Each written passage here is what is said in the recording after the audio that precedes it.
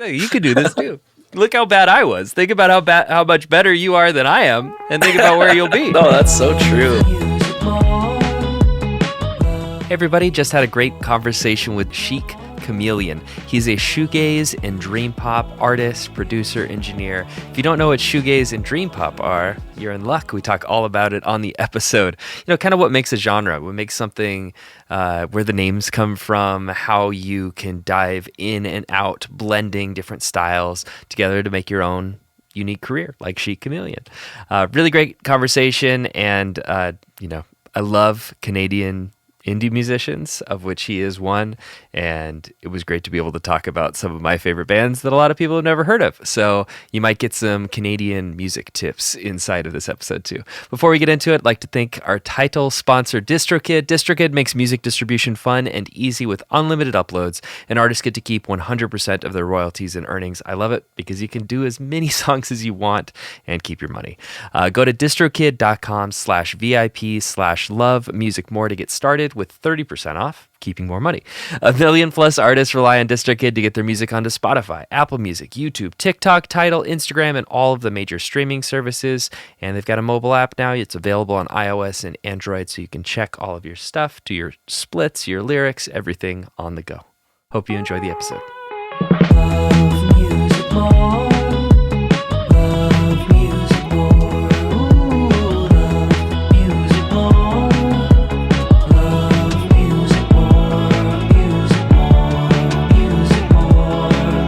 What's good, everybody? Welcome back to Love Music More. I am Scoobert Dubert, and I am joined with Patrick Froese. Welcome to the show, my man. Hey, thanks so much for having me. So I'm super excited to tell the listeners about Chic Chameleon and all of the work that you're doing. Maybe you could tell us a little bit about kind of the music that you make. Yeah, absolutely. Yeah, so Chic Chameleon, I started this project about, I want to say around 6 years ago. I got a Bachelor of Jazz and Contemporary Music, and I was like, okay, that's cool, but I want to write like chill indie rock. And so that's kind of how it started. And then from there, it's like I was listening to a lot of Slow Dive, Beach House, a lot of those, kind of like really great shoegaze, kind of dream pop adjacent bands. And even some post rock was in there a bit too. And I was like, man, I just like get so inspired when I listen to music like that, you know. Then I was like, I just started writing music that I liked to listen to and that I wanted to sound like. And, yeah, it's so freeing to be like, okay, I'm making the stuff that comes out naturally and that I actually enjoy listening back to. No, that's so true. I think it was such a departure from the degree. Because I think like a lot of people will go really hard into like jazz and like progressive. I was really into like progressive metal and like, I don't know, a lot of these really cool but very like technical genres. Yeah. And then from there, I just really felt the burnout. And I was like, yeah, you know what? I was listening to Gorillaz, Melancholy Hill, because we were just doing a cover of it. And I was like, man, why don't I just like write music like this? Like, this is so cool, you know? Yeah, totally. Well, it's funny. I feel like I've talked to a lot of people that say they were able to play their fastest and most technical when they were like, 21. Yeah, that's exactly it. And it wasn't because they like stopped practicing or because they didn't, they like, my fingers got old. It's not like that. It's just kind of like stopped caring about doing that or stopped necessarily like flexing on people, I guess. I don't know. No, that's so true. Again, the flexing, I think it was like, I remember playing Joshua Redman. I was doing Jazz Crimes. I don't know if you know that song. Yeah, I know. Oh, yeah. And I was like just shredding on it. And then we played it. And then it was just kind of anticlimactic. It was like, okay, like you did it, you know? But like, what did you feel from it? Like, I don't know. And that's kind of where I love music to begin with is like, you know, what can you feel from it? How can you, enjoy it? And then I found I was like, really getting into progressive jazz, but I don't know if I was also enjoying it, but maybe it was more just playing it that kind of burnt me out. I think that might be what happened, you know? Yeah, totally. I mean, I was listening to your music before the show and then also, bands that you're talking about, very familiar with. And I feel like in this genre, picking the like right 6 notes that you want to play over every chord is like a really big decision, and you want it to feel effortless, but it ends up creating the jazz and the interesting harmony in an effortless way because you're just kind of like diddling on these 6 notes, but the way that everything's moving around them, the gravitational balance, you add complexity through like a super simple thing, which I really enjoyed. Oh, sweet. Yeah, yeah. I like how you described that. I feel like I never would have thought of it like that, but it's a very interesting picture. Yeah, I like to think of one of my best friends. He's a drummer, and I was asking him because he's got crazy jazz chops and stuff. I'm like, how do you do all that? How do you think of that? And he's like, well, you just kind of like think of like patterns and shapes between the different instruments, and then in terms of the rhythms. I'm like, okay, cool that you can do that. Yeah. But I've tried to apply it to guitar, and it kind of helps. Of like, what is the relationship of things? What is the gravity of the music? How are things looping and changing, and like the colors of the music, all this kind of stuff? I think, yeah, it can unlock new things, new ways of playing or thinking about a part. Totally, and even just like I don't know, thinking about like the gravity of the music. I like that how you said that. It makes you think about, like, what is the gravity of the music, and like where can it go, and like what does that even really mean? I don't know. Exactly. It's just evocative. But I mean, like music itself, because it's time based, it begins and it ends, and so there's like a birth and a death, and then there's stuff in between. And so much of like what we're doing with song form is like, when does it repeat? How does it repeat? What parts repeat? What notes keep coming back? Where is the home? Where is the away? How away does it go? Like jazz is like, how out can it get? Yeah, totally. But I feel like these are like some of the main levers that we have to make people feel stuff. And also some of the levers that make it be like a genre. I feel like some listeners are probably hearing this and going, okay, shoegaze. Maybe they've heard that before, but like, what does that even mean? Where does that come from? Or dream pop? Like, what makes pop dreamy? How would you define it? Or like, what grounds you in those terms? Yeah, that's a really great question. I think for shoegaze, I think the original idea behind shoegaze is quite literal, like gazing at your shoes. I think a lot of it had to do with pedals. So like, guitarists, who are doing like these crazy, like loud, kind of fuzzy, but reverberant soundscapes. They're kind of like looking at their pedals, and they're kind of just looking around and, adjusting things as need be, kind of creating this sonic soundscape that's just, huge. And then I think the other part of it is like the listener, you kind of zone out, so you're kind of also gazing at your shoes, you're just kind of sitting back, and you're just kind of enveloped in this wall of sound and this huge, soundscape. So I think it can kind of mean a couple different things, but that's like I think that's where the term came from. I don't know if I'm gonna get shot. I don't know if that's wrong. I think you're right. But yeah, that's kind of like shoegaze to me anyway. I think that's sort of where that came from. And then dream pop, I don't know. I guess it's maybe a little bit more coordinate when it comes to like, vocal melodies, a lot of like repeated patterns on like synths and stuff, like arpeggios and stuff like that. So I feel like, more in the pop world where you have a bit more like, maybe a little more listenable. I don't know.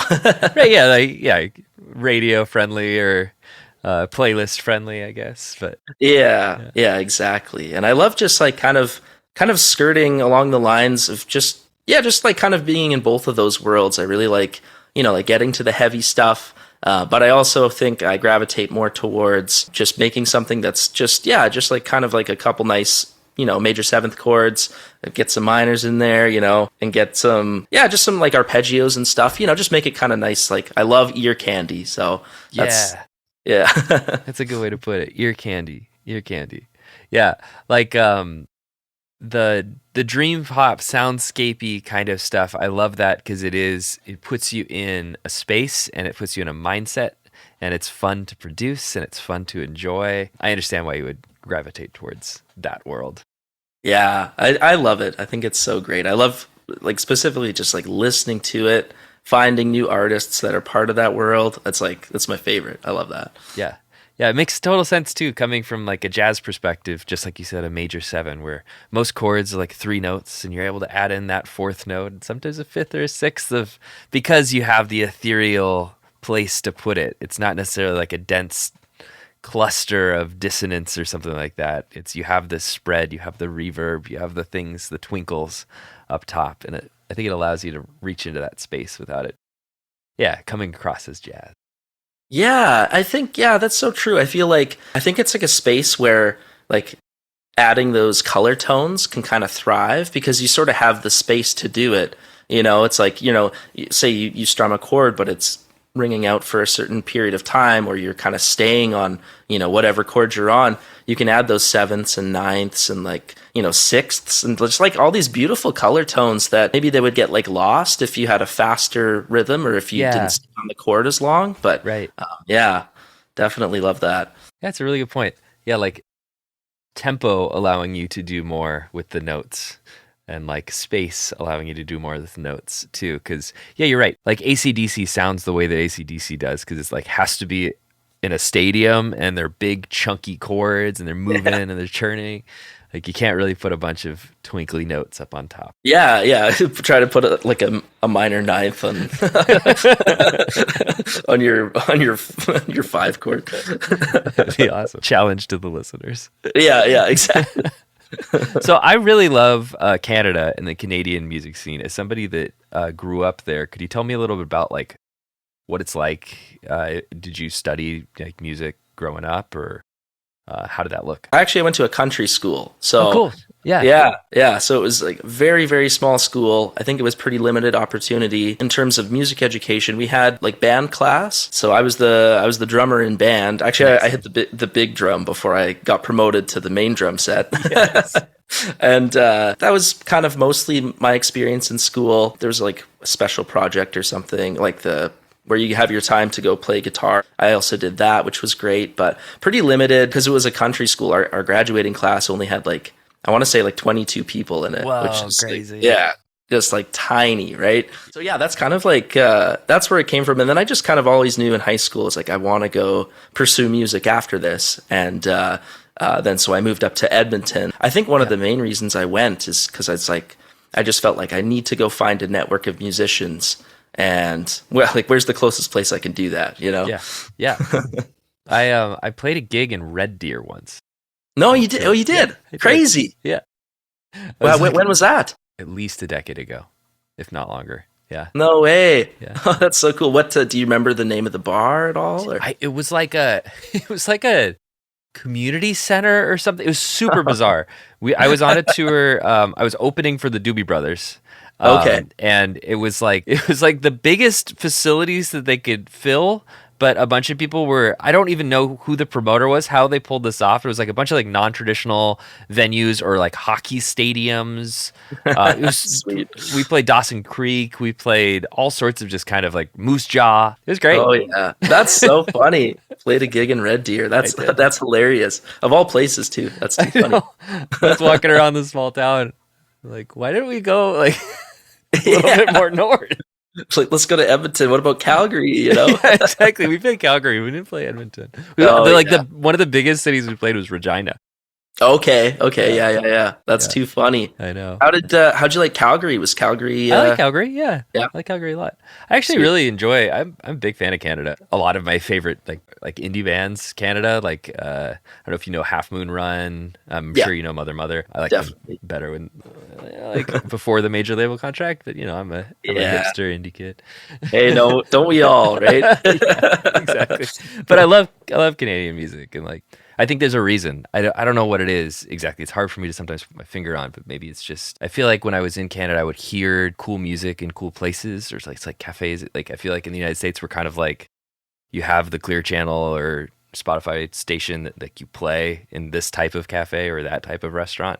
And then in Canada, it felt like more, I was just getting exposed to more stuff that I wanted to Shazam and keep them. Yeah. That's interesting. That's an interesting experience. I feel like it's less people and the scene is so much smaller. So then they try to fit like more of an eclectic mix. Cool. Like, it's just like it's not quite as curated because there's just so many less people, I think. Yeah. Maybe that could be it.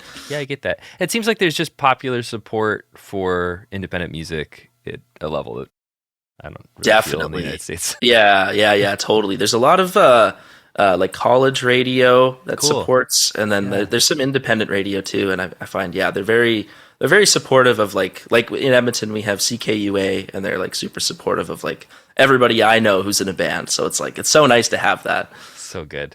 That's so good. And those things can be like pillars of a scene and like the small Totally. recording studios and stuff like that. Actually, I wanted to ask you, what's your recording process? Oh yeah. Well, here we go. Let's go. So yeah, recording process. So I kind of do everything myself. I built this studio back in 2020. Awesome. Yeah. Yeah, I think it was mostly out of necessity because I think 2019 was my graduating year from college, and I was like, I know what I'm going to do. I'm going to go play shows, and then that ended up not happening at all. Because you're like, okay, there's nothing else to do in 2020, and I was like, all right, well, if I can't do everything that I love doing, then let's work on the back end of Chic, because I was just starting off the project. So I was like, okay, I was working a lot, and I was like, okay, I have all this money. There's nowhere to go. There's nothing to do. I'm just going to like invest in gear. So then I bought an Apollo.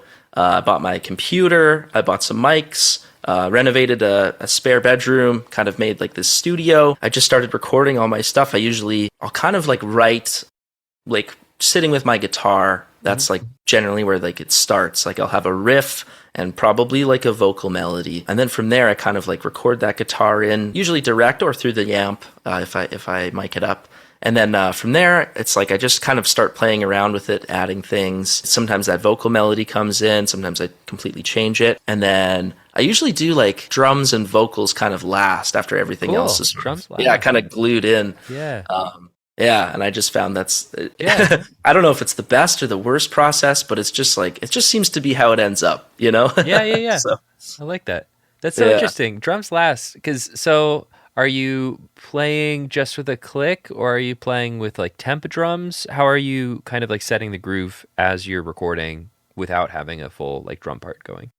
yeah, I usually use a click for everything. Yeah. So guitar and everything else is generally already in the click. Yeah. And then it's usually because I'm kind of messing around with the form for a long time. Cool. Yes, totally. Yeah. So then I feel like, I don't really want to I don't want to add drums in and then have to edit them right after, So it's like I kind of do it in one shot at the end, do a bunch of takes of drums, sort of compose along the way. Because I think drums is I think it's like my favorite thing to play. Yeah. So it's, it's just like, it's like the fun part at the end of the process where I just get to that's bass for me. Yeah. I like to do bass at the end because it's exactly the same thing. It's like my favorite part. So. That's awesome. I know. It's just like, this is the thing I'm like super comfortable on. I can just have fun with it. Yeah. Settle into it, you know? Yeah. Well, it makes total sense too, because once you put drums on a thing, it really is like the spine's here. The song has order and a space, and it is kind of a pain to chop it up and move it around. And I get it. I think I'm going to steal that. I'm going to try doing a song and drums last. That sounds fun. Yeah, no, it is fun. I think I usually put in like MIDI drums, in the beginning or whatever, just to get sort of an idea. But then it's always like, it always feels so real when you throw those real drums in and you're like, oh man, like this song doesn't sound like a demo anymore. Like this is a real track now, So true. What do you use for your snare drum? Just a Pearl snare, and then I have a CB kit from when I was 10. I have like the same one from when I was a kid, and then I just learned how to tune them a bit, and then I have an SM7B, the one I'm using right now. This is the one that goes on my snare. Cool. And then and then I use 57s on. I only have 4 mic inputs, so I try to make do with. With those constraints, they can breed beautiful things. Totally, yeah. So I have like hi-hat mic, snare mic, kick, and then I have like one overhead, kind of diagonally over the top of the kit, and then I just try to make it work that way. So no, for sure. I mean, and I think that people hearing that might be intimidated by recording, that can help free them of like, you can get a great drum sound with 4 mics. Don't wait until you have all the fancy preamps or whatever to get started. Like, get started now. No, that's so true. Yeah, I had a bit of recording experience because I did like some recording classes in school as well. And then, of course, we're working with like, a 24 channel API. Like, of course. Exactly. Like just the best of the best. Yeah. And then, like 7 to 10 mics on your drum kit, and then it's like going from that to being like, okay, I'm out of school. I don't have access to anything like that anymore. Probably never will. Maybe will, but it's like, how can I make do and like get music out there that this music, it needs to get out there. So like, how can I make that happen with like limited resources, right? Totally. And like, think about our version of limited resources is somebody's infinite resources. Yeah. Like not that long So ago. true. So, yeah, but like, I think I got this way when I was trying to figure out how to record, where you try to read everything and research and be like, okay, like, what do I need to get? What's going to make me all set up? And it's like, recording's not that way. So much of it is like learn, do, act, figure out a placement, get to know your gear, and then add to it and then replace stuff. But like, if you wait for the perfect rig and mic locker and setup, you're just never going to record anything. Yeah, exactly. It'll all just sit there waiting for the next piece, and then you'll never get anywhere. I think that another really important thing, just like starting where you start, like you just have to get started. Like, so if you're out there and you're recording and you're like, oh, this is just a demo, this isn't good enough, it's like, you know what, maybe just release the demo, like throw it on SoundCloud, like move on from it. If it's, I feel like there's like this like ceiling, like if you just finished something as good as you possibly could have, and you don't know what to do to make it any better, and you're sort of out of ideas, it's like, that's fine. Maybe just like release it and be done. Like, like letting it sit there, it's not going to do anything for anybody. So it's like, why not just like, if you don't want to throw it on Spotify, like anything like that, like just throw it on SoundCloud. Like, at least you got something out, like, And then from there, it's like, just try that again, that whole process, and you're probably going to get better than last time, and your ceiling's going to be, a little bit higher, and then you can just keep repeating that. And like, I found like that helped a lot, actually get stuff out there, because otherwise it just sits on your computer forever, and it's so sad. It's like, this needs to be out there, Yeah, exactly. You can always scrub it if you wanted to later. Yeah, totally. Who really cares? Like, I'm trying to own my own embarrassing past of just like bad music that I made when I was in high school. Whatever. It's just like, let it be. I think people will cut me some slack if they listen to the current stuff, and they'll at least know, like, hey, this guy used to be bad and he got good. Yeah. It's like, hey, man, I used to be super bad, but like, check out my new album. Exactly. You could do this too. Look how bad I was. Think about how much better you are than I am, and think about where you'll be. Yeah. No, that's so true. And then, I think that's such a good point. Like, nothing is like, it's not like you can't get rid of it. Like, if you really hate it in the future, just delete it. Just get rid of it. Exactly. Who are you hurting? It's all good. Right. And if somebody's gonna roast you for something that you release when you're like first starting out, like, whatever, let them, because they clearly haven't done it. The people that have done it, like, they have the skeletons in their closet of embarrassing demos. They're there. Yeah. No, that's so true too. It's like, just let them, because why not? Exactly. Those are the people that don't make stuff, and that's fine. The people that don't make stuff, they comment on things all the time, but you should take that with a grain of salt. Listen to the other people that have gone through the gauntlet. No, that's so true. Yeah. And like, the people who've gone through the gauntlet, they're always like way more understanding, because they've gone through it, Totally. Sorry to interrupt this very important broadcast. What I'm asking for is for you to rate it 5 stars, share it with your friends. This is like the most important thing for this podcast to grow. So if you want to do this, you go onto the podcast screen, right? You click on the ... on Spotify. Under there, it says rate show, and you go and you click it. 5 stars. If you could do that for me, that's the best way for the algorithms, all this stuff, to share it out with the world. I know that it's a lot to ask, but if you could please just hit those 3 dots and then a 5 star, it would really help us out, and helps us, get the word out and spread the love of music. So thank you. If you're listening on YouTube, you know what to do. Like, subscribe, all that good stuff. Thank you so much. And here's the rest of the episode. Every single person that's made an album had a point where they hated the album. Yeah, that's really humbling. Oh, I know. When you get to that point, and you're like, this is the worst thing I've ever done. I didn't know I can't do any worse. And then you come back, you're like, oh, it's fine. Yeah, exactly. You're like, oh, no, actually, it just needed a little time. Yeah. Totally. Yeah, and it's so important not to give up during those stretches, because that's where it tries to bite you. The resistance, tries to pull you down. No, I think that's like the longest stretch, like the gauntlet of being somebody who releases music, is like when you're in those final mixing stages, or like, midway through a mix or something like that. It's like, that's when you want to give up more than anything, because you're like, this is awful. No one's going to like this, And then it's like, I've done that too, where I release the song and I'm so like, I don't know, self-conscious about it. I kind of hate it. Mm-hmm. And then I come back a month later, I haven't listened to it in a month. And I'm like, I listen to it. I'm like, oh, it sounds great. Yeah. Like, Yeah. what was I so afraid of, you know? Right. Exactly. And also there's a quality onto its own of the thing that you made then. Like, for example, I've worked with mix engineers that like to sound replace anything that they don't think is up to their bar. Because they want to just have like a great kick drum, it lays in the mix really well and all this kind of stuff. And I do not feel that way. If the artist like gave me a kick drum, like that's the kick drum, we're gonna make it work. You know, even if it might be worse, it's like this is how genres are made. Is like people accepting an artist's decision and making them work. I don't know. I think that there's like an element of people can undercut their coolest decisions through those second guessing or somebody else second guessing them. Like you can polish, especially a debut, into absolute oblivion very easily. No, that's so true. That's so true. I feel like you really hit the nail on the head with that. It's just like, why would you get rid of all of the uniqueness of your song? Yeah, right? Like right. anything that's unique and like human, it's like that's what makes the song so sweet. And it's like, yeah, maybe it's not perfect, but like why are we striving for perfection in our recording too? Like nothing, like I know you want it to be really good, and I agree with that, but like sure. Perfection is such a fleeting thing. It's like it's so boring, you know? It's like why would you want this perfect kick that, you know, is a sample that, you know, you got rid of all your original kick and you threw in sample kick and your snare is now perfect because it's not yours.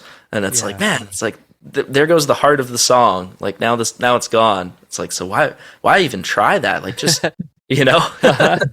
Totally. It is a dance though, because like you're saying, the difference between the demo and the record, that's a really hard thing to grapple with too. It's like you want to release the record, not the demo. You want to give it enough due and attention that you're like, yeah, someone should listen to this. But you don't want to oversand it or overpolish at the same time. I think it's like this balance of trying your absolute best to get the best possible product you can, and then also just being okay with it that it's not going to be as good as you thought it was. Yeah, I think that's where the magic is. It's like you have something as good as it can be, like that you can do, and then you have the follow through to let it go. I think that's where like the magic is, because it's like beyond that, it's like, okay, if you never let it go, no one's ever going to hear it. It's not going to do anything. If you polish it too much, like you said, it's going to be, you know, polished into oblivion, and you get rid of all the cool parts that make it unique and cool. So like, why would you do that either, you know? Totally.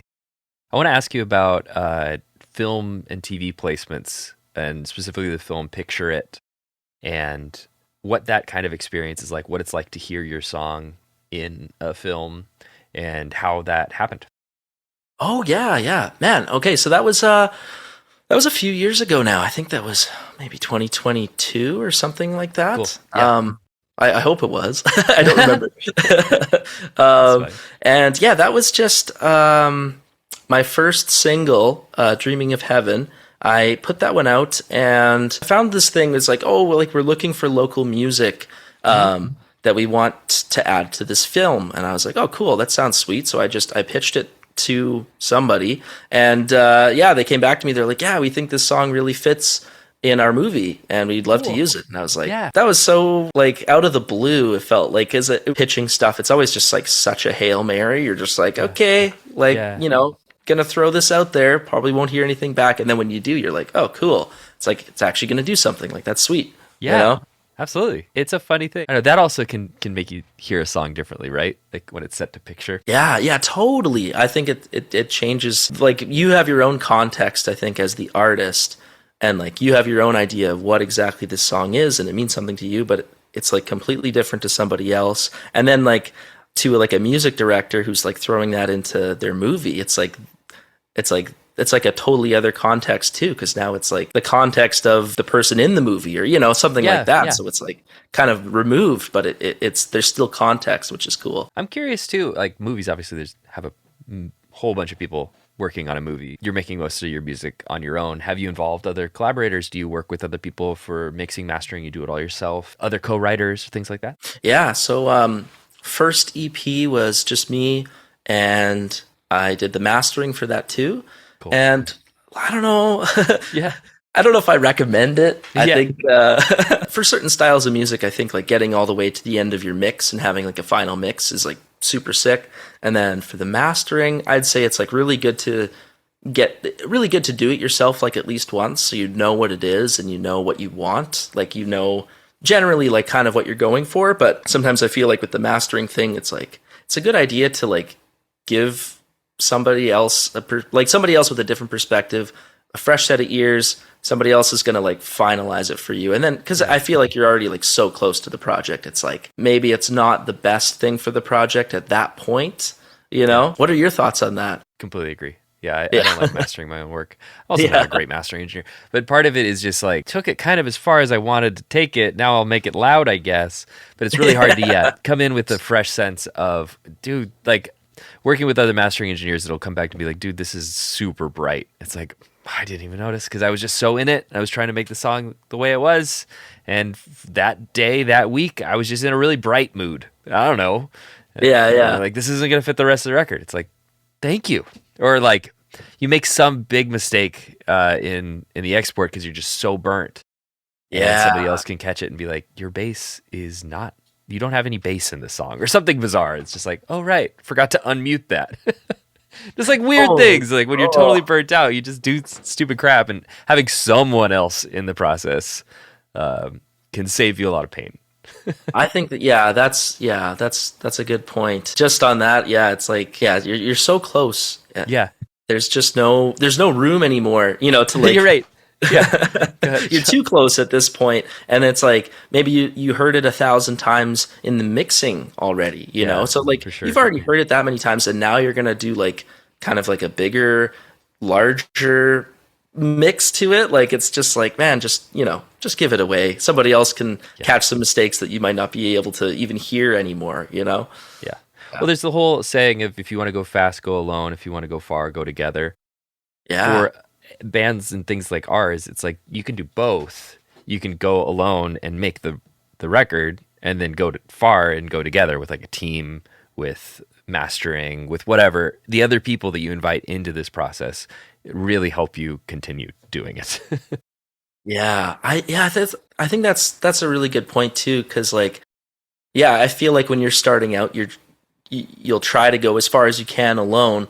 And then at a certain point, it's like there's just so many jobs. I feel like the further you go, the more jobs there are. Yeah. You know, so it's just like, it's at some point you need somebody who's like a professional in all of these other things that you never really wanted to be a professional in to begin with. You know, you try to specialize in something. The world of being an artist is like, so many hats. It's crazy. Yeah. And you just add more all the time. I know. It's always another hat, and you're like, okay, I got to get it like good at pitching now, and I got to get good at this. And then at a certain point, you're like, maybe a little help would be good. That sounds great. Exactly. Turns out I'm bad at some stuff.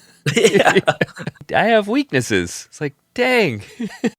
Yeah. It's like, man, I'm an indie artist, but I have weaknesses. This isn't what I was told. It is what it is. And the more hats you wear, the more weaknesses you'll find. You'll be able to polish some of them maybe into like, I'm okay at something. You can go from like really down here to okay, but to get something that's a natural weakness all the way up to a strength, like that is a slog, and probably requires more hours than you're putting into it. More hours than you have time for. Right. You know, it's like, got to get back to the recording part, but it's like, man, I'm like pitching for days and, doing all these other things. And it's like, oh man. Yeah, it's the juggle, it's the balance, and you want to water all of the pots, but you can't do it all equally. You only have so much you can give. And then there's the other side, the negative side of the things that you like, you gravitate towards, versus the things that you should do, you kind of shun, and then that can create weakness, strength things that are, or just like ignored, procrastinated things that can be ultimately like really damaging to artist careers. Oh, so true. Yeah, I think like there's a lot of things that a lot of people don't want to do that are like kind of vital for the indie musician. Like you gotta be, you gotta always be promoting, you gotta do like shows, you gotta do, it's like so many different things. And it's like, if there is a weakness in one, or just like you don't like doing one of them, then it's like, it's good to have people that have your back on that too. And like, they're like either push you or help you with the things you don't like doing. Exactly. And know when to do which. Yeah, exactly. Yeah. Yeah, no, it's so real. Speaking of shows, I saw you have some festivals coming up. Could you tell me a little bit about like how your live performance looks, some of the things that you're looking forward to? Yeah, totally. So we just came back from my favorite Oh festival, yeah, Sled Island in Calgary. cool. And that one, oh man, I love that festival so much. The Pale Hound headlined and Feeble Little Horse as well. So I was really stoked to see those bands because, like, I've heard them a lot. I've listened to them for years, Yeah. and I feel like they would never come to like Calgary or Edmonton ever again. So it's like Sled Island kind of curates and brings in all these awesome artists that you wouldn't typically ever get around here. Like I feel like there's like this, like people will go to Vancouver for the tour and then they'll go to Toronto and then everywhere else in Canada is just kind of avoided for like a lot of like the smaller indie artists, or like not stadium tours, but you know, the smaller tours. So it's like super cool to like get those artists in, and then I just like I go down there and yeah, it's so much fun. Well, that's Yeah. so cool. You're able to be a part of that. What's your live performance kind of like? How do you go about it?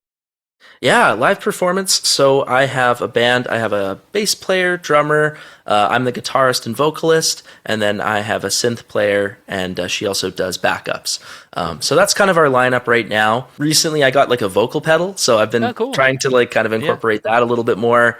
I feel like for like dream pop and shoegaze, kind of in that world, it's like really important to have the vibe like really down. So I was like, kind of need to invest in some reverb and delay on the vocal that I can kind of curate rather than the sound guy, you know, or the sound tech. So I just felt like, you know, it's like a little bit it's a little bit more enveloping that way. So That makes total sense. And I actually think that's a really interesting thing where people that are touring and they can bring their own sound, they're able to curate that or have that in the tracks of the computer so it runs from thing to thing. But yeah, when you're playing clubs, you're relying on the house to provide that. They're not going to do anything, or they'll do some weird stuff. Like I've had people just throw like dotted quarter note delays on the vocal and then just be tapping in the back. yeah. What's going on? Why does it sound like this?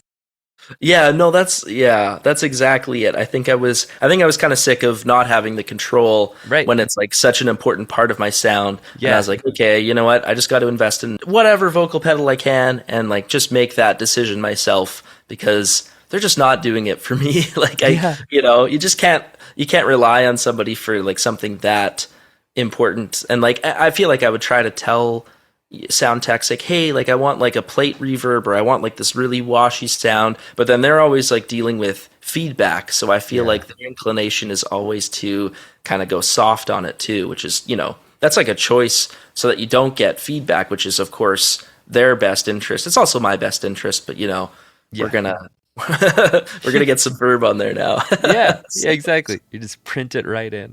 Yeah, exactly. So, Patrick, this show is called Love Music More, and this segment is called Love Music Why. I'm curious, why do you love music? Oh man, I just feel like music for me, I think it can really get me out of a really negative headspace. I'll always use it for that. I think that's like when I'm not feeling well or not feeling good or not stoked, I think that's when I gravitate towards music the most. Yeah, it's just like it just can get you out of that headspace, or it just kind of even just be there for you in that headspace, which is cool, you know. And that's kind of always what I've used it for, and now I feel like, oh, like if I could do that for other people too in my music and kind of, you know, like be there with them or get them out of that headspace, or at least, you know, hang out with them in the headspace. I think that's kind of my main goal with that, with the music. That's really nice. Yeah, being able to take people on those emotional journeys or put them in places, take them out of places, sit with them in places. Yeah, it's a beautiful thing. Definitely. How about you? Like what about yourself? Yeah, I mean, it changes day to day, and I always think about it because I ask so many guests. I've talked to probably well over 100 plus people, and asked them about their music answers. And I think the biggest thing for me is that it is, in my humble opinion, the coolest of the art forms. And I also think that art is the most human thing we could possibly do, and so therefore, it is the coolest thing a human could possibly do. Make music, do something that is emotional and logical. It's all of the things, you know. It requires time and energy and also is transcendental at the same time. Like, I think that's a really cool thing where like some things are craft, some things are art, and music is both craft and art, and it's ephemeral.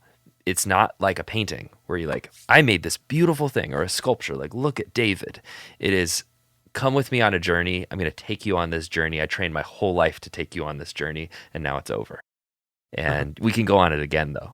Yeah. And I think that's such a cool, crazy thing. It's something that can span culture, can span tuning systems, all of the stuff that we talk about on this podcast, just because it's like the richest, most infinite like language itself, but cooler. It's way cooler than language, because language is like formal. It's stuck in grammar, and music sort of is, but it also isn't. And how cool is that? It's like a paradox every time you play a note.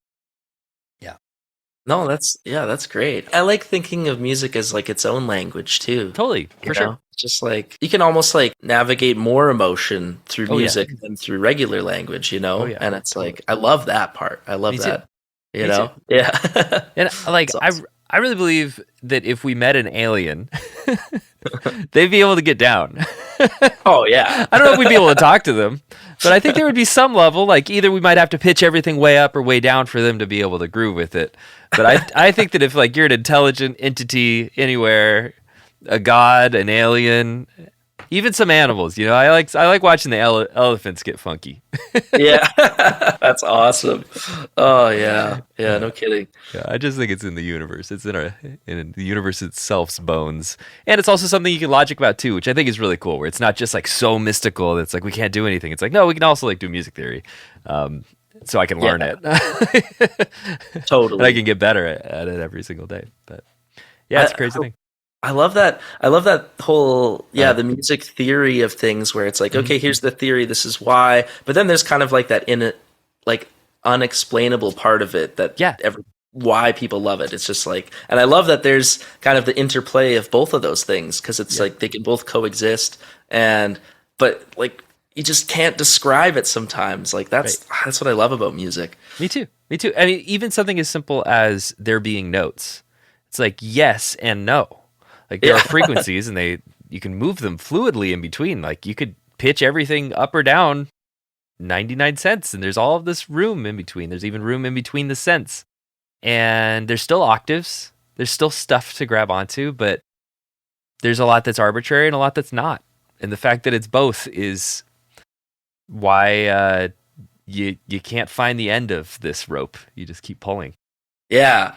And I love that. We just got to keep just pulling that rope. Yeah, exactly. It's there's like a myth of like the golden chord. I think it's like a Greek thing where you could pull and even that would tug on the gods. And I feel like music, the arts, is that golden chord of something that like is kind of crazy that we even have access to, that we can even participate in. And that's why, everybody should make music. Everybody should do it all the time. 100% agree. So where can people listen to your music? Where can they watch you play live? Where can they get in touch? Yeah, got lots of stuff on streaming. So Spotify, Apple Music, all that stuff, YouTube. You can check Chic Cameleon out there. We also are playing a few shows. So if there's any Edmonton listeners, we got some shows in July. We're playing Taste of Edmonton, and we're playing another show at the Black Bar on July 19th. I got an album that I'm just finishing up right now, so great. that'll be out. It's exciting. Right on. So I'm excited. I'm excited for that to come out. Can't wait to hear it. I think it's end of August slated nice. for. Yeah, good time. So, it's always a good time to release a record. Yeah, awesome. Well, I can't wait to hear it. Such a great time connecting, Patrick, and definitely let's keep in touch. I can't wait to hear the record. Awesome. Well, thank you so much for having me. Yeah, man. Until all next time. right. Take care.